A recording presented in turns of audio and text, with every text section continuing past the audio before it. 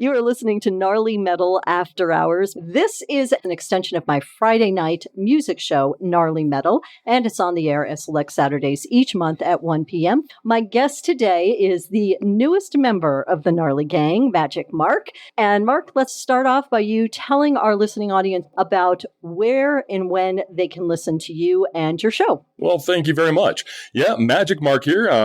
Gnarly is just an amazing radio station. I'm very grateful to be a part of this right now. I am on Wednesdays from 3 to 5 p.m. It's the Driving with Your Eyes Closed show, and we're going to do that every week, and it is so much fun. So, hey, let's go driving together. Yeah, and it's been a great show. I had a chance to listen to it and check it out a couple of times, and I really enjoyed it. I listened to the show that you did talking about movie soundtracks. So I've got to tell you, this is my guilty pleasure. Here we go. All right. First one that I've actually never owned, but I absolutely love the music soundtrack, obviously, is the movie Heavy Metal. Mark, let's have us start off by you telling our listening audience, where are you from? I assume that you've lived in Colorado for a while, but is this your home? Originally, I'm from my mother. Okay. Yes, that's a good place to be from.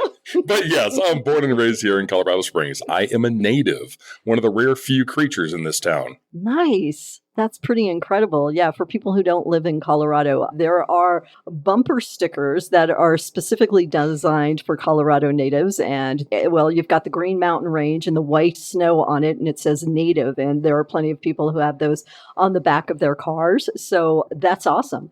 I have spoken with a number of other people, friends of mine, who have lived in Colorado all their lives. And some of them have been a little bit surprised at the growth that's taken place, not only in Colorado Springs, but in other communities in the Colorado area. Yes. What say you to that? Oh, my Lord, the change has been incredible. Yeah. So many things I grew up with that don't exist anymore. You hear your parents talking about, back in my day, this road didn't exist. It was nothing but farmland. Well, it was actually true in my day, too. So, there was nothing but dirt roads. Powers didn't exist, things of that nature, much less like Mark Shuffle, but it's just grown so much. But the biggest, I guess, affecting thing for me is seeing how many buildings and businesses are no longer here that were staples of the childhood. Things that family businesses, things like that. It's harder to survive today. Yeah. And they're disappearing quickly. It is very different. My family moved around quite a bit, but Colorado is the one place that I have lived the longest. And when our family first moved here, it was in the 80s, and we moved up to Parker. Now, for benefit for people who are listening who are not from Colorado, at the time we lived in Parker, though, it was a smaller community of only about 30,000 people. And one of the things that happened, and this is going to show my age, but there was the 1980 savings and loan debacle that took place.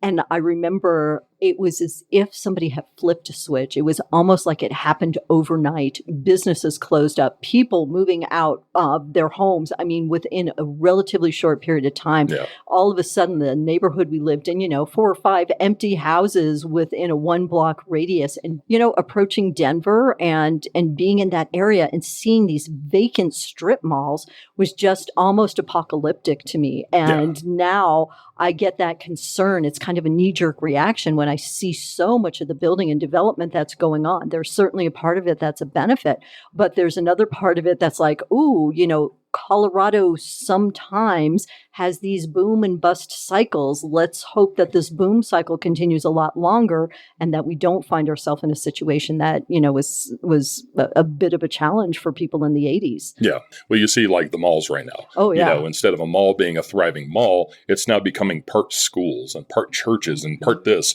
just to use the space. It's changing. It's very much changing.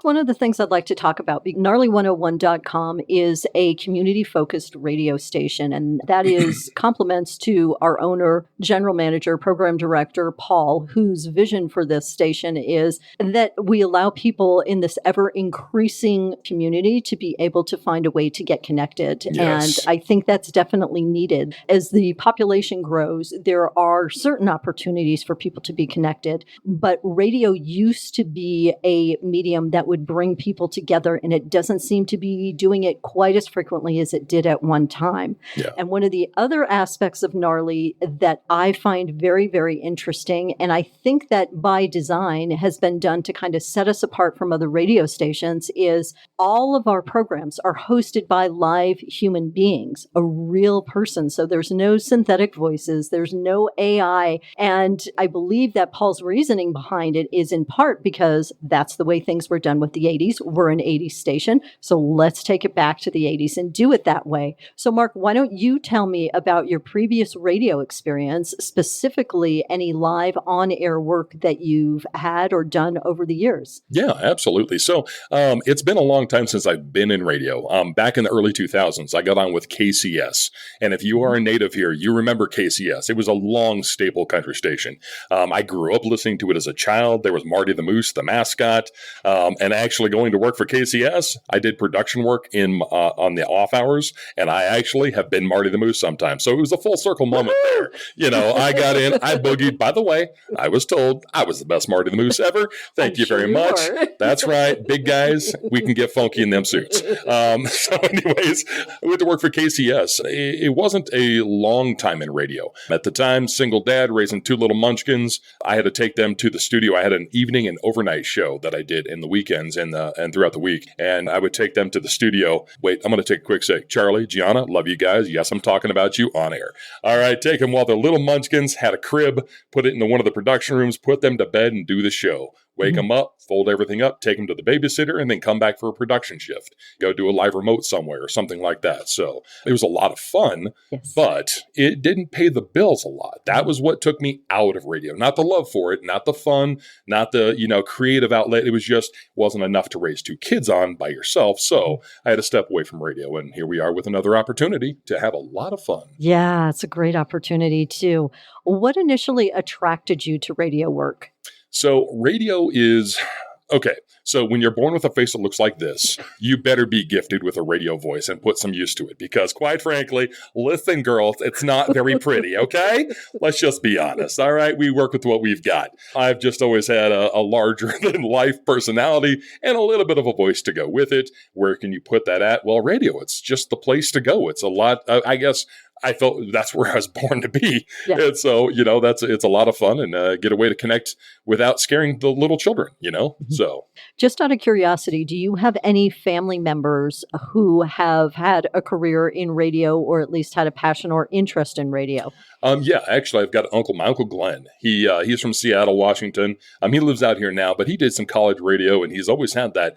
A lot of my personality, I swear, comes from him. Like I grew up idolizing this guy, and my uncle Glenn is just friggin' amazing. But larger than life personality. I got a ton of his sense of humor and a lot of his antics, and he very much mirrors me. Yeah, he took after me, folks. Just keep that in mind. But no, sure, he had a little college radio, yeah. and I think given the right opportunities, he would have gone that route. If it presented itself. So, other than being Marty the Moose, what are some of your most memorable moments working in the radio industry? Are there things that come to mind, whether they be serious or humorous events? Well, yeah, there's a couple of them. Some, it depends if my mother's listening, if I should actually go into one of them. People get different when you are on the radio. People act a little bit weird. If they like what you do, they're a little bit eccentric. I had people knocking on our studio doors in the evenings on the overnights. Wow. Wanting to say hi. So, there was some eccentricities out there that follow when somebody's actually listening to you. Met a lot of great celebrities. I mean, we hosted country artists all the time over there. So Shalee Tennyson was the first person. The day I got hired, I got to be part of her in-studio interview and made her hear her sing live. And it was fantastic. I still have the autograph picture from her that day. Met a lot of folks. Blake Shelton. I got to meet Blake Shelton and get his autograph. But when he was just getting started, a whole lot of folks. So that was one of the funnest things, was getting out in there and actually having country artists talk to you like you're a regular person, and get them ready for their shows and do interviews with them. So that was a lot of fun. But also, so when I left radio, one of my large backgrounds is running restaurants and bars. And I was in a restaurant checking on the sections, walking around, talking to people, seeing how they are. And I had an entire section, one by one, going, aren't you Mark from the radio? Isn't that Mark? Hey, I listened to you. Don't you know? And it was just a very fun moment where all of a sudden this whole area of people recognized you from the work that you did. And then, you blush a little bit and, Of course. there it is. Yeah, but that was fun. So prior to working at KCS, were you a country music fan, or is this okay? Oh, yeah, yeah. I was raised very eclectic with my tastes. My mother, my grandmother are the two that raised me. And so oldies, Elvis Presley is an idol. Frank Sinatra, Dean Martin are idols. Good old country music, Waylon Jennings, Charlie Daniels. I actually met Charlie Daniels, Garth Brooks, George Strait. These are people, Chris LeDoux. I grew up idolizing these guys. So I listened to them my entire childhood, but I also listened to a ton of 80s. At the time, it was new music. It was fun. It was exciting. I have a very eclectic base. So, but country was my ground root, I would say. And so always a country music fan. And are you still today? Oh, yeah, absolutely. Country music, 80s, and then going into more of the traditional vocal stuff with like Frank Sinatra. Those are probably my three top, I'm going to go to. If you go through my CD collection, if you took a look at my MP3s, that's where it's going to be at is kind of in that realm. I've often asked people if there is a genre of music that they listen to which other people might be surprised to know or would find unexpected. All right, so I'm going to ask you a question first. Okay. All right. You've seen The Princess Bride, right? Yes. My name is Inigo Montoya. You killed my father. Prepare to die. You know who that is, yes? His name is Mandy Patinkin that played Inigo Montoya, and he is one of my all-time favorite singers. He's a singer. He is a singer, but he does Broadway music in a very high falsetto voice, and it's beautiful. Wow. And it's one of my secret obsessions. So, yes, I like Broadway music a lot, but he is like the pinnacle of that. So y'all watch The Princess Bride, check out Inigo Montoya so you can put a face to it, and then go listen to Mandy Patinkin online. And he's fantastic. So, gosh, that's crazy. Yeah, I had no idea. Yeah, it floors most people. Well, I think there's something that people who sing, they develop a skill set to use their voice to express things through music. And I feel like for those of us who work in radio, we have to develop the command of a voice that allows it to have some versatility and some variety as well. I'm not saying we're on the same par as singers. I think they do it to a much greater extent than we announcers do. But I think there's a similarity. It's learning to work with your voice to create something that's pleasing for people to listen to. Yeah, absolutely. So before the show, we were talking about, through radio, you hear when a person smiles. It's the beauty of the authenticity of an actual person versus pre-recorded stuff. Yes. You get to actually hear the emotion. So listen to Mandy Patinkin sing and close your eyes, and you will hear every time he gets choked up about a note, every time he smiles, when he's reminiscing about something that is a memory, you'll actually hear it. You feel it. And that's one of those, just like what you're talking about, you respect the heck out of it. Yeah, absolutely.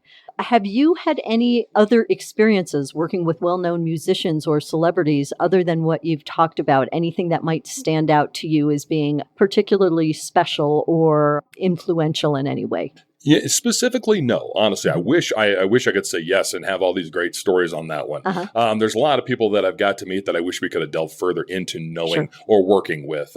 We do have a local celebrity here. He's a voice actor, and I've been in his studio. We've talked, we've worked together, we've been to events together and whatnot. And I'm hoping to have him as a guest. I really am. His name's Mark Kidwalk Britton. He's a local comedian. He also is the guy who does the Dragon Ball Z voices. He's one of the original. He did 7 characters on that. And he travels nationwide, promoting Dragon Ball Z and his work. And he's got new shows coming out. And I'm hoping to get some work with him, like to do a project together, do something together. At the minimum, get him in for an interview because he's friggin' hysterical. But you can catch him locally. He's always at the Looney's Comedy Corner. He goes there and headlines all the time. And he's pretty well known. But as far as musicians and such, other than meeting them and being a part of their stage presence, I'm taking that back.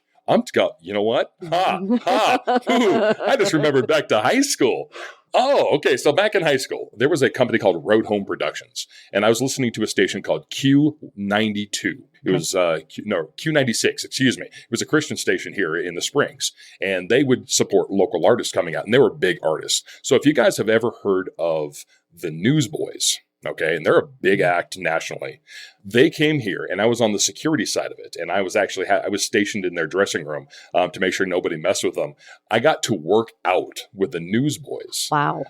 So I mean, again, you go out there. These guys are huge. They're still relevant today, but they brought their what was called the Gravity Edge. I still remember that machine today, and I actually bought one. My mom almost killed me when it arrived at the house because I'm still a teenager living at home.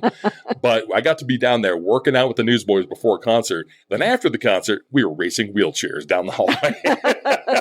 So there's a fun, kind of moment with some musicians and whatnot. Exactly. And that brings it back to the fact that they are, in fact, human. And some of them, I think, are a little bit more gracious, a little more humble, and, can tap into that side of being human and connect with people. While others, I think, feel like they want to have miles of separation between themselves and their fans. And maybe that part of being surrounded by people on a regular basis gets a little tiring as well. But I love the human aspect of it. I love the fact that you can just be there and just be yourself and just have fun. Well, you're getting to know people in a very prestigious band. It's a really cool thing. And Absolutely. I think that's one of the experiences that people working in radio have perhaps a little bit more frequently than people who don't. So part of the reason for this show is to say, hey, let's move the curtains a little bit. You can peek behind the curtains and say, hey, this is the kind of stuff that goes on behind the curtains. It's not all seriousness. I had a band called Cryptic Writings, Authentic Megadeth Experience. And they were in 2 months ago, I think. I interviewed them, and they were talking about the last time that they went to see, hope I'm remembering this correctly, I think it was Marty Friedman they went to see in concert. And they said it's very different now. So people will line up for a meet and greet, but the musician is behind a table and there's no physical contact. So there's no shaking hands or anything like that. They are at a specific distance to make sure that the artist does not come in contact with, I assume this is, maybe a post-COVID thing, but that the artist doesn't come in contact with any kind of germs or any kind of illnesses that the people have. So the idea of you going down the hallway in wheelchairs with a band is quite different than being able to meet someone across from a table and, wave at them instead of having the chance to shake their hand. It's kind of different, but maybe a sign of the times. Very interesting. And you're right. The 90s, it was very different than what we are today. Very different. That's for sure. Let's talk a little bit about music right now. It's one of my favorite topics. I know it's one of your favorite topics. I've said repeatedly that a big part of the reason I decided I wanted to work in radio was because of my love of music. And I wanted to be able to get paid to play music. That was just what I wanted to do. Did you have a similar response when you decided to pursue a career in let's try that again. Decided to pursue a career in radio, that you wanted to do this so you could play music, or was music like a secondary consideration for you? Honestly, so I could live music. It touches my soul. It's one of those things. So I was telling you behind the scenes that on my last shift here, last Wednesday, we're rocking out the double shot Wednesday, and I'm the only one in here. I've got the headphones on. I'm singing along right with you guys, like loudly, obnoxiously, just enjoying the vibe of what you're doing, because it's just music we all connect with. Yeah. When you're doing something that you can feel in your soul, it's not a job. I don't care, how much money you make, how little money you make. It's a passion. That's how music is for me. It's just, I want to be around it. I want to feel it. When I can't listen to it, it's nuts. Yeah. And I think that's a super important thing, to feel it, because I believe that music has the capacity to enhance our mood when we are in a good mood, but it also has the capacity to kind of bring us up if we're in a not so good mood and we're kind of in a funky place. There's something that's relatable about music that really, I think, touches people on a certain level. And I think it does so in a way that really captivates people.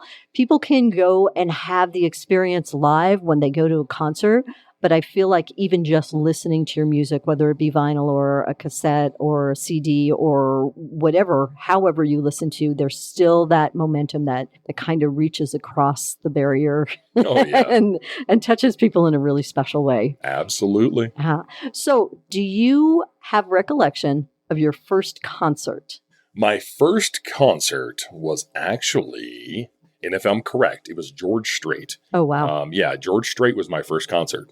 George Strait and Shelley Wright, and it was a birthday present to me at Old McNichols Arena, which doesn't exist anymore, but it was an Old McNichols. That was my first major concert. We did a downtown concert when I was a kid. It was Michael Martin Murphey playing downtown, but very little recollection of that. I was a little child. So my first go-to big concert was actually King George Strait. So, and then I followed that up with Garth Brooks. So, and I've seen Garth twice in my lifetime. Wow. And so far, of everything I've ever seen live, both concerts of Garth Brooks are the best concerts of my life. Yeah, I had mentioned to you earlier that I actually do work for another radio station as well. And one of the things I discovered when I was doing research is that Garth Brooks at one time, and I don't know if this is still the case, so you'll need to set me straight on this, but at one time would close his show by doing Don McLean's American Pie. Is that something that, do you know if he still does, or did he do at the time that you saw him in concert? He absolutely did. So the first time I saw him, he absolutely did. And then the second time I saw him was in 2018 when he did Mile High Stadium during his stadium tour. 88,000 people in attendance. Holy cow. It was an electric show.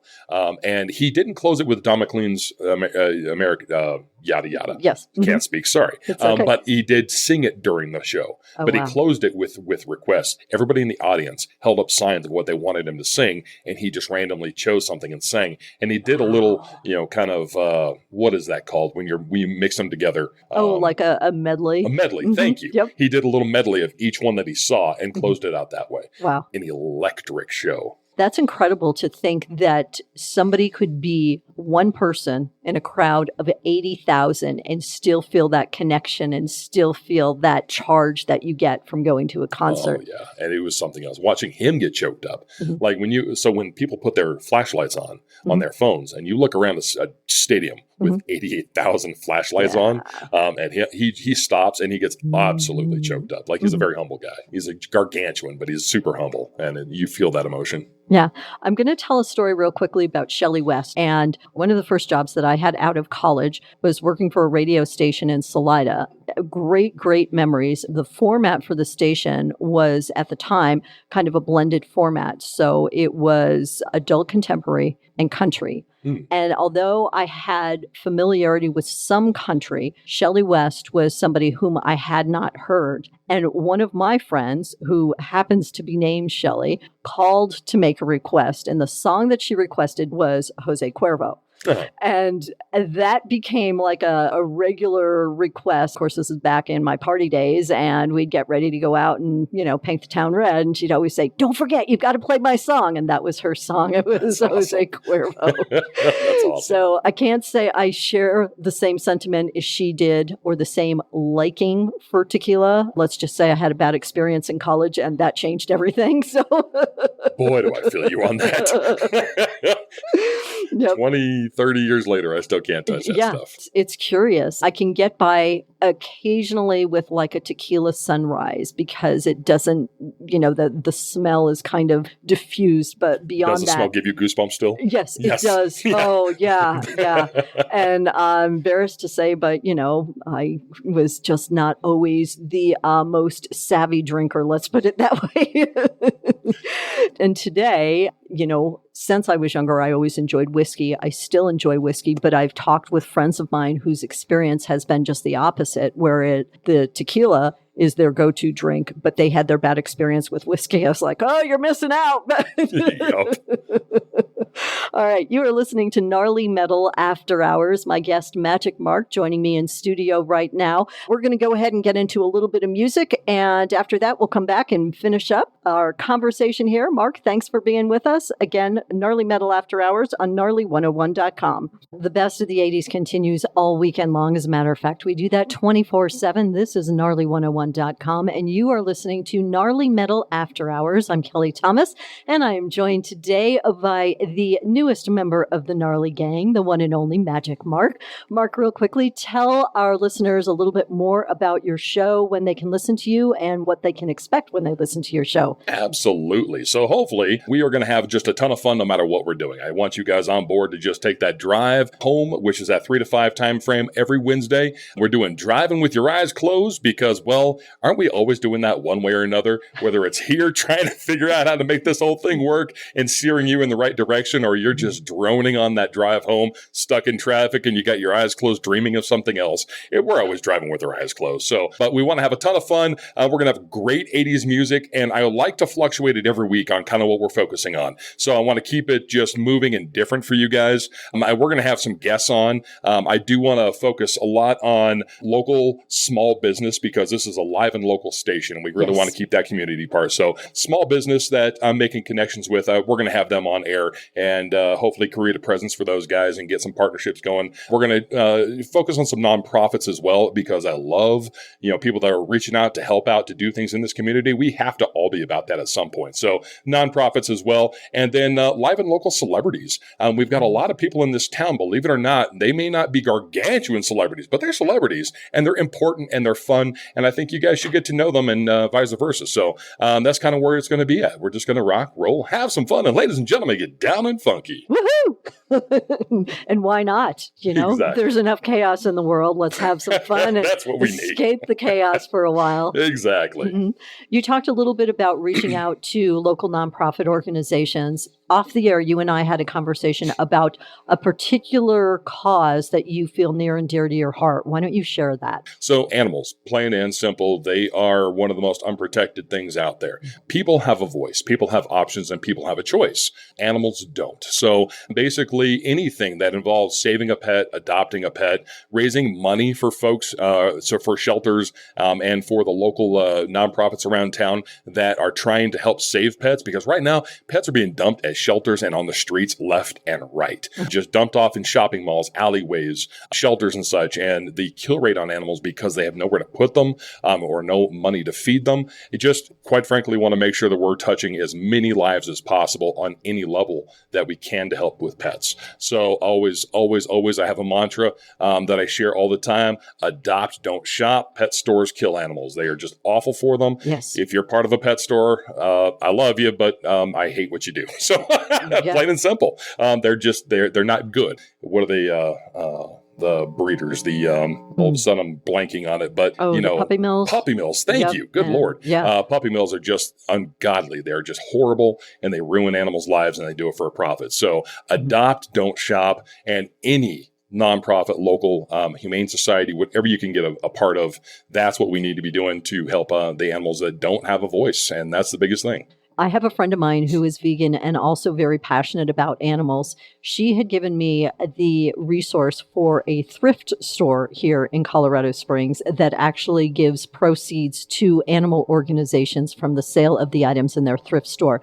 The name of the thrift store is St. Paws, Paws. If you are interested in helping animals, this is another way you can help by how you shop, and you can seek out and find organizations that do have a similar passion for animals and helping animals. So regardless of how you do it, certainly they do need as much help and protection as they can get, because as you said, not only do they not have a voice, but certainly they don't have the same access to resources as humans have. And obviously the need for taking care of human beings will be higher on the chain, but the need for taking care of animals is no less important than that of taking care of our human neighbors as well. So thanks for sharing that. Absolutely. Let's talk a little bit about music real quickly. Tell me about your very first album purchase. First album purchased. Boy, oh boy. My first CD, like when CDs came out, my very first CD was Alan Jackson's Don't Rock the Jukebox. Oh, okay. Yeah, Don't Rock the Jukebox. That was my very first CD purchased. My first cassette tape if I recall right, was actually a Charlie Daniels album. He was, again, I grew up with Charlie Daniels and I love that man. But yeah, I think it was a Charlie Daniels cassette. I can't remember which album it was though, but it was Charlie Daniels. And just out of curiosity, do you still have those two in your present day music collection? Oh, yes, I do. Absolutely. Yes. Absolutely. Tell us about your present day music collection. Does it consist just of digital music or do you have cassettes? I am such a big believer of physical media. Yes. I am a physical media nut. I have CDs out the wazoo. I still have cassette tapes. I've got a cassette player to play them on just to make sure I have, one of those handy. Not as many anymore today, but everything might move to CD. But I have a very large CD collection, a large DVD and Blu-ray collection as well, because physical media rocks. Yes. Come on, y'all, hang on to that stuff. Keep that industry alive. It can't just be about digital, y'all. It just can't be. So, I have everything from ABBA to Rolling Stones to the Beatles to Elvis to Motley Crue, Van Halen, Aerosmith, one of my all-time favorites, Garth Brooks in between. I've got Broadway stuff and movie soundtrack. I mean, I've got it all over the board. Very eclectic in my taste. I'd like to be proud of that. Yeah. Thank you, Mama. Thank you. What about vinyl? Vinyl, I love vinyl. I very much believe in vinyl. I don't have a vinyl collection anymore. I lost that years ago. I actually had a storage unit that flooded. Everything I had was gone. It was toast, and I never replaced it. Yeah. So I don't have vinyl nowadays. Doesn't mean I don't love it. Records are awesome. We grew up on it. But yeah, exactly. Yeah. Right. Yeah, I'm sorry. Please forgive me. Of course, you are forgiven. Thank you very much. My heart's been touched. Let's shift to some light and fluffy topics. My friend Leah, who I interviewed on this show, I think about a month ago, Leah Miller, she makes reference to something called radio mares. And this is something specific to people who have worked as radio announcers or on-air talent. To be specific, they are radio nightmares. Is that anything you've ever experienced, Mark? Yeah. Oh, dear Lord. Pardon me. It was my first week at KCS. I was very, very, very new to radio, and I was supposed to be in charge of controlling a remote that was happening. Yes. So I was left alone in the studio to run the station and the remote. And I didn't have a whole lot of prep on that, but I was left holding the bag, we'll say. Yeah. I couldn't figure out the transitions. So the people at the live remote were just cursing me, and they were cursing me on air big time. It was a very horrific moment in my life. I can laugh about it now, but I was so rattled, and I just didn't even know how to recover from it. I couldn't even get it to transition to music. I just couldn't figure out what to do. And it was their choice to curse at me on the air, though, not mine. That wasn't my fault. But no, it was an awful moment. Yeah. That was a great way to start out a radio career. Not really, no. What are you going to do, though, right? Mark, you can handle this. Push 3 buttons. What's 3? I don't know what I'm doing. Damn it. Our friends over at the National Day Calendar tell us that tomorrow is New Beer's Eve and Monday is National Beer Day. So for New Beer's Eve and National Beer Day, what kind of beer are you drinking? Well, if we're going to be doing that, Blue Moon. That's a good one, yeah. That's my favorite. I'm a Blue Moon guy, so keep the citrus out of it, however. I'm not a fruit person in my beer.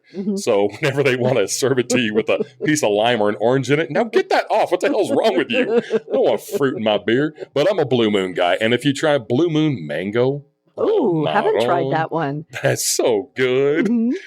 Look, my toes, they just got happy over it. They're tingly. They started to dance. Blue Moon, baby. There you go. How about you? Oh, well, I will tell you, one of my favorites is Beehive. Beehive's good. Yes. That's a local. Yep, exactly. For me, more frequently, if I drink, which isn't as often as I did at one particular point in my life, it's just a little dram of whiskey that I'll have. And that's typically enough just to say, oh, yeah, the hug you get. I call it a hug, or some people call it a burn. But yeah, I like the hug. You're right. A little something like that definitely adds a little bit of brightness to my day. What they call clarity, ladies and gentlemen. That's clarity. Today is National Deep Dish Pizza Day. So, Mark, what's your favorite topping?